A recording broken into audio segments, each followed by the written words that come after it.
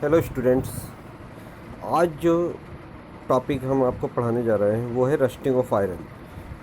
Electrochemistry में corrosion एक बहुत ही इम्पॉर्टेंट टॉपिक होता है आपके सिलेबस में, जिसमें कॉरोजन थ्योरी जो कि आपने लास्ट टाइम पढ़ी है। कॉरोजन थ्योरी दो तरह की है। There are two types of the corrosion theory. First one is the dry chemical theory of the corrosion and second one is the wet chemical theory of the corrosion। देखिए, पहली theory dry theory of the corrosion, जिसको हम chemical theory of corrosion के नाम से भी जानते हैं, और सेकंड है electrochemical theory of the corrosion, जो कि बहुत ही इम्पॉर्टेंट है, जिसमें इसके मैकेनिज़्म को समझने के लिए हमें एक एग्जाम्पल लेके समझना है, और वो है रस्टिंग ऑफ आयरन। तो रस्टिंग ऑफ आयरन का जहाँ भी टॉपिक आता है उसका मतलब ये हुआ कि ये जो रस्टिंग ऑफ आयरन है, यानी कि आयरन में रस्ट कैसे लगता है, आयरन में जंग कैसे लगता है, जंग का लगना, तो उसे कम्प्लीटली समझने के लिए हमें इसके मैकेनिज़्म को समझना होगा।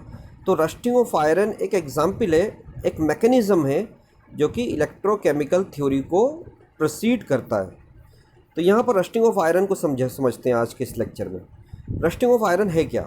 देखिए, लोहे पर या आयरन पर जंग लगना, इसकी कुछ कंडीशन होती है। अगर आयरन को हम मोस्ट एटमॉस्फेयर यानी कि नमी वाले एटमॉस्फेयर में रखते हैं, जहाँ पर हवा, ऑक्सीजन, नमी यानी कि वाटर पर्याप्त या कंप्लीट अमाउंट में पहुँच रहा हो, तो वहाँ पर आयरन पर जंग लग जाता है। जंग है क्या, जिसे हम रस्ट कहते हैं।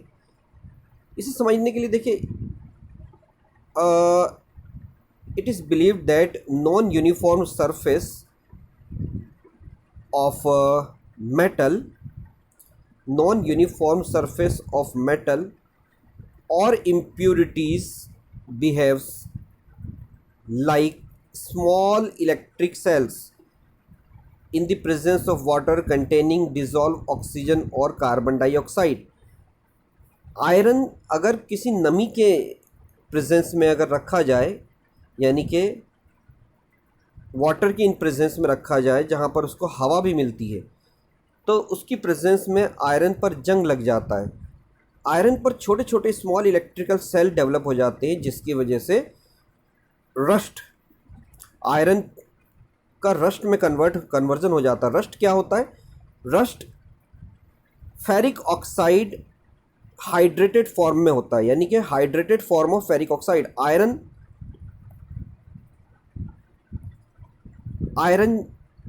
जिसे Fe कहते हैं, और आयरन के साथ में ऑक्सीजन का जुड़ना, ऑक्सीजन के साथ में जब ये आयरन का आयरन ऑक्साइड में कन्वर्जन हो जाता है Fe2O3, तो ये एक कॉम्प्लेक्स बना लेता है जो कि वाटर को ये अपने अंदर एक्सेप्ट कर लेता है। वाटर के X मॉलिक्यूल आयरन ऑक्साइड के साथ में जुड़ जाते हैं।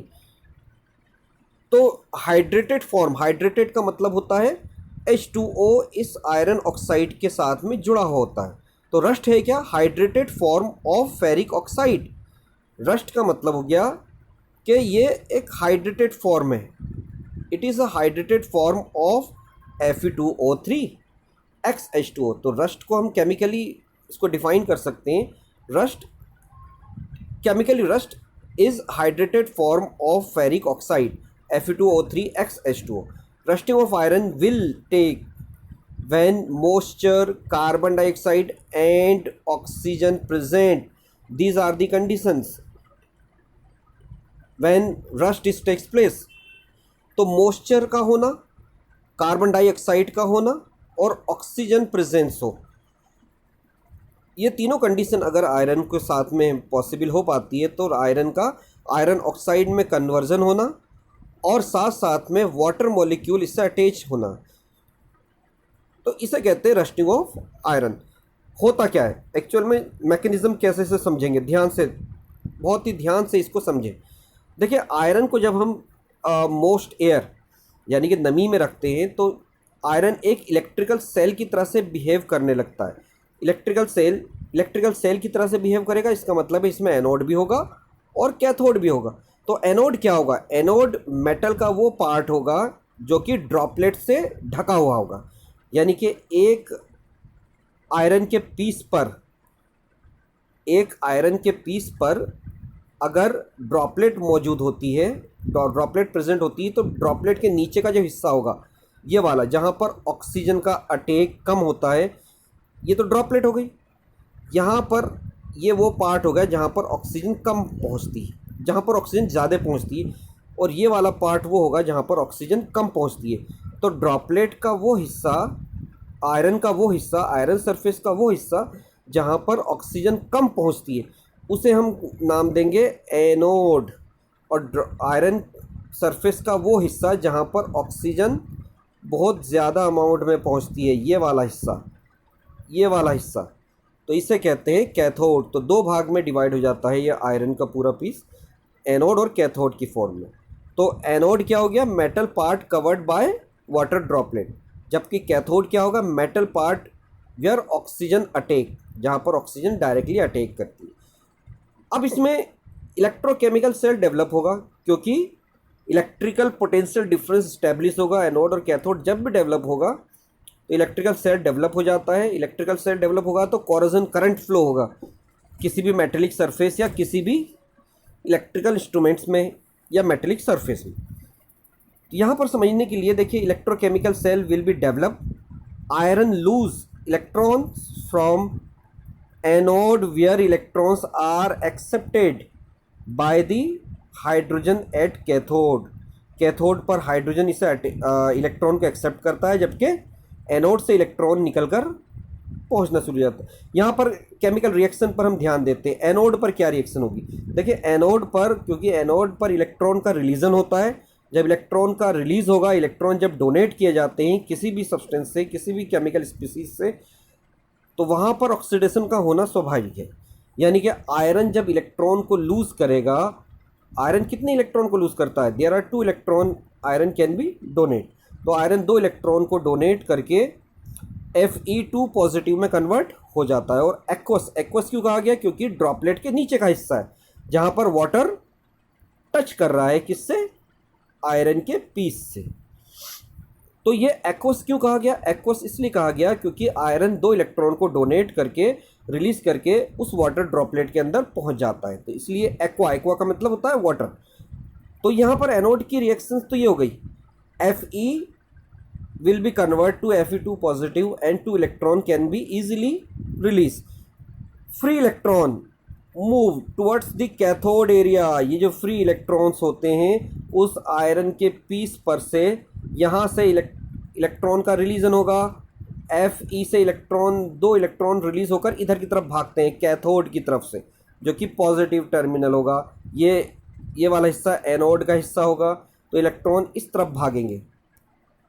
अब एनोड पर क्या रिएक्शन, कैथोड पर क्या रिएक्शन होगी? देखिए कैथोड पर नमी भी होगी, तो ये H2O H positive NOH 1 negative ion में टूट जाएगा।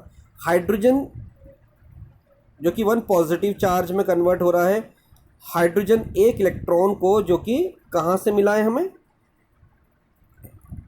एनोड से मिला है, जो कि आयरन ने इसे डोनेट किया। ये एक इलेक्ट्रॉन लेकर हाइड्रोजन एटम में कन्वर्ट हो जाता है। हाइड्रोजन एटम में जैसे ही कन्वर्ट हुआ, हाइड्रोजन आयन जैसे ही हाइड्रोजन में कन्वर्ट हुआ, इलेक्ट्रॉन का एक्सेप्शन के बाद में, रिडक्शन के बाद में, तो हाइड्रोजन ऑक्सीजन जो कि एयर से मिलती है, हाइड्रोजन ऑक्सीजन से रिएक्शन करके H2O बना लेगा, ये H2O बन जाएगा। तो ओवरऑल रिएक्शन क्या हो गई कैथोड की? ओवरऑल रिएक्शन ये हो गई कैथोड की कि 4 हाइड्रोजन आयन और ऑक्सीजन जो कि एटमॉस्फेयर से मिली, देखिए ये एटमॉस्फेयर से मिली, यहाँ पर ये कैथोड है। यहाँ से Fe2 पॉजिटिव आयन ने इलेक्ट्रॉन को रिलीज़ करा, इस तरफ इलेक्ट्रॉन भागे, और यहाँ से हाइड्रोजन आयन ने ऑक्सीजन की इन प्रेजेंस में 4 इलेक्ट्रॉन को कैरी करा, और 4 इलेक्ट्रॉन को कैरी करने के बाद में H2O बना लिया। तो दोनों ही रिएक्शन को हम कंप्लीट करते हैं, एनोड की भी और कैथोड की। तो एनोड की रिएक्शन क्या हो गई? Fe2 पॉजिटिव में कन्वर्ट हुआ और हाइड्रोजन आयन ऑक्सीजन को ट्रैप करके 4 इलेक्ट्रॉन को ट्रैप एक्सेप्ट करके रिडक्शन को परफॉर्म करके H2O में कन्वर्ट हो गया। दोनों ही रिएक्शन को हम प्लस कर लेते हैं। ये 2 इलेक्ट्रॉन है और यहाँ पर ये 2 इलेक्ट्रॉन है, देखिए, और यहाँ पर 4 इलेक्ट्रॉन है। तो ऊपर की रिएक्शन को 2 से मल्टीप्लाई कर देंगे। इस तरह से 4 इलेक्ट्रॉन से कैंसिल हो जाएंगे। तो ओवरऑल रिएक्शन क्या हो गई रस्टिंग ऑफ आयरन की, 2Fe plus 4H positive ion plus O2 is equal to Fe2 positive plus 2H2O। Fe2 positive aqueous, ये Fe इस वाटर ड्रॉपलेट के अंदर जंप कर जाता है और 2 पॉजिटिव आयन में कन्वर्ट हो जाता है। तो ferrous ion oxidise further. Now अभी रिएक्शन कंप्लीट नहीं हुई है।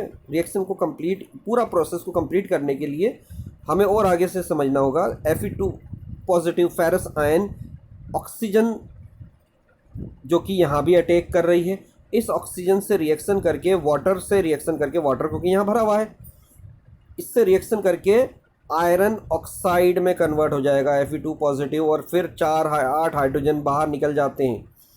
नाउ रिएक्शन Fe2 पॉजिटिव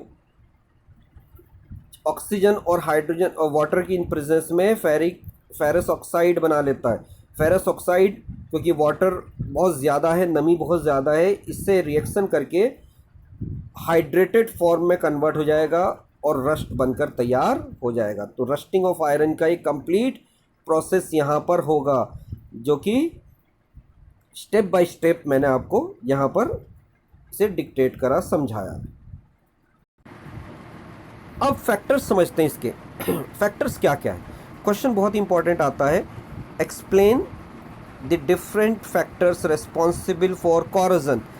फिर से समझिए, explain the different factors responsible for corrosion.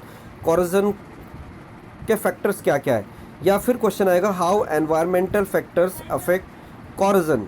Corrosion को एनवायरमेंटल फैक्टर कैसे इफेक्ट करते हैं, तो इसे समझते हैं। देखिए, नेचर ऑफ मेटल, मेटल का नेचर भी डिपेंड करता है कि इसका नेचर कैसा होगा। पॉजिटिव मेटल इन इलेक्ट्रोकेमिकल सीरीज, अगर positive metal, position of the metal in electrochemical series में वो मेटल जो कि सबसे टॉप पर रखा है, बीच में हाइड्रोजन होता है, सबसे नीचे गोल्ड होता है, फिर प्लेटिनम होता है। इसी तरह से यहाँ पर जो सबसे ऊपर होगा वो लिथियम, सोडियम, देन पोटेशियम। तो इलेक्ट्रोकेमिकल सीरीज में जो सबसे ऊपर के मेटल है उनका कॉरोजन बहुत तेज़ी से होगा, बहुत फास्ट होता है। तो कॉरोजन उन्हीं मेटल का सबसे ज़्यादा होता है जो कि इलेक्ट्रॉन को रिलीज़ आसानी से कर जाते हैं। वैसे मेटल का नेचर ही इलेक्ट्रॉन को रिलीज़ करना होता है। एक चीज़ और आपको बताना चाहते हैं कि वो मेटल जो कि ज़्यादा रिएक्टिव है वो कॉरोजन को फास्ट प्रोसीड करेंगे। तो sodium, potassium undergo rapid corrosion, that means. Next point आता है प्योरिटी ऑफ मेटल। देखिए, प्योर मेटल रेजिस्ट कॉरोजन, यानी कि अगर जितना ज़्यादा प्योर मेटल होगा उतना ही कॉरोजन कम होगा, वो कॉरोजन को कम कर देगा। फिजिकल स्टेट ऑफ स्टेट कैसी हो मेटल की, small granular metal will corrode faster. छोटे छोटे पिसे हुए मेटल के टुकड़े वो बहुत फास्ट कॉरोजन करेंगे उनके मुकाबले में जो कि एक मेटल का पीस बड़ा, क्योंकि मेटेलिक सरफेस बढ़ जाता है जब हम उसको बारीक पीसी फॉर्म में लेते हैं। Physical state of metal, shape of metal, मुड़ा हुआ शेप लीड्स कोरोजन फास्टर, यानी कि बेंट। मुड़ा हुआ शेप में क्या होता है, ऑक्सीजन का अटैक ज़्यादा होता है और ऑक्सीजन और नमी ज़्यादा देर तक रुक पाती है, तो कोरोजन फास्ट होगा। फिर आगे चलते हैं, नेचर ऑफ एनवायरनमेंट क्या होगा, टेम्परेचर कोरोजन को तेज कर देता है, हाई टेम्परेचर पर कोरोजन फास्ट होगा। जितनी ज़्यादा मॉइस्चर होगी, ह्यूमिडिटी भी इंपॉर्टेंट फैक्टर है, जितना ज़्यादा ह्यूमिडिटी होगी उतना ही ज़्यादा कोरोजन होगा। नमी ज़्यादा होगी तो कोरोजन ज़्यादा होगा। इम्प्योरिटी अगर मेटल के अंदर होगी तो कोरोजन फास्ट हो जाएगा। तो इम्प्योरिटी भी एक one of the most important factor है। प्रेजेंस ऑफ इलेक्ट्रोलाइट, अगर मेटल इलेक्ट्रोलाइट में डूबा हुआ है, पानी में डूबा हुआ है, किसी भी केमिकल के अंदर डूबा हुआ है जो कि लिक्विड मीडियम में, तो कोरोजन फास्ट होगा, क्योंकि इलेक्ट्रोकेमिकल सीरीज इलेक्ट्रोकेमिकल से डेवलप होगा और कोरोजन फास्ट होगा। फिर आता है प्रेजेंस ऑफ प्रोटेक्टिव कोटिंग। अगर हम मेटल पर कोटिंग कर दें, मान लीजिए कोई मेटल है, आयरन का पाइप है, अगर हम इसके ऊपर लेप लगा दें, यानी कि पेंट लगा दें या ऑयल लगा दें या जो भी लगा दें, ताकि ऑक्सीजन का अटैक इस पर कम हो, तो ऑक्सीजन जब अटैक करेगी, मॉइस्चर जब अटैक करेगा इस मेटल पर, तो ये पेंट पर अटैक करेगा, ना कि उस मेटेलिक पार्ट पर अटैक करेगा। यानी कि पेंट से, ऑयल से, इलेक्ट्रोप्लेटिंग से कोरोजन क्या हो जाता है, स्लो हो जाता है, ना के बराबर हो जाता है।